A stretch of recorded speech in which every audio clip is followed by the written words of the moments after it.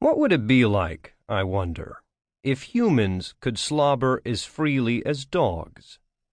There's no social stigma for dogs when they slobber, and it looks like a lot of fun. So I envy them that freedom. I've certainly wanted to slobber at various times. There are situations where nothing else makes sense. But despite having lived for 2,100 years, and in many countries around the world, I have yet to find a culture where it's even mildly acceptable, much less looked upon with approval. I guess some things will never change. Despite the universe's refusal to change enduring truths according to my will, lately I've been wishing I could train a druid in a 5-minute karate movie montage, rather than the necessary 12 years. After 10 seconds of futile effort trying to solve a problem, the initiate would abruptly improve, or learn the lesson, and her expression would fill with wonder, and I would award said initiate a cookie, or a tight nod of approval.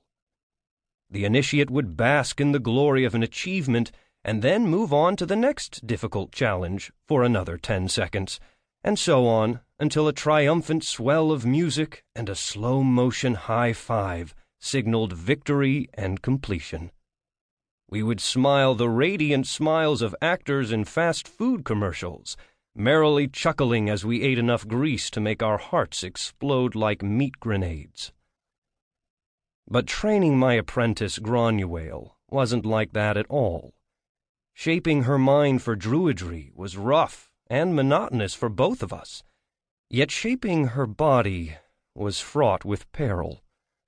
The peril was the sort Sir Galahad had faced at Castle Anthrax: stupefying sexual tension.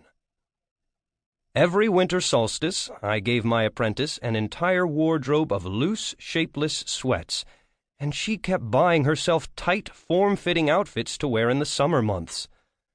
I had trained my Irish wolfhound Oberon to help me through it and be my Lancelot whenever Granuaile made my jaw drop, which was more often than I would care to admit.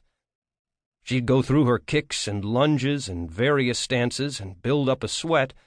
Then I'd start thinking about other ways to get sweaty, and shortly thereafter, I'd need to be rescued.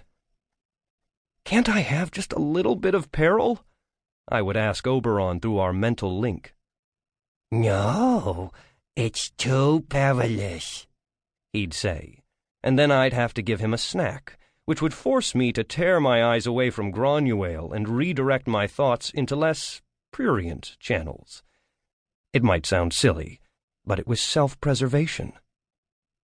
Granuaile picked up on the pattern after a while, unfortunately. "Sensei?" she asked. "Yes." "Why are you always leaving about halfway through a workout to give Oberon a snack?" "To hide the evidence of his blistering passion." "What?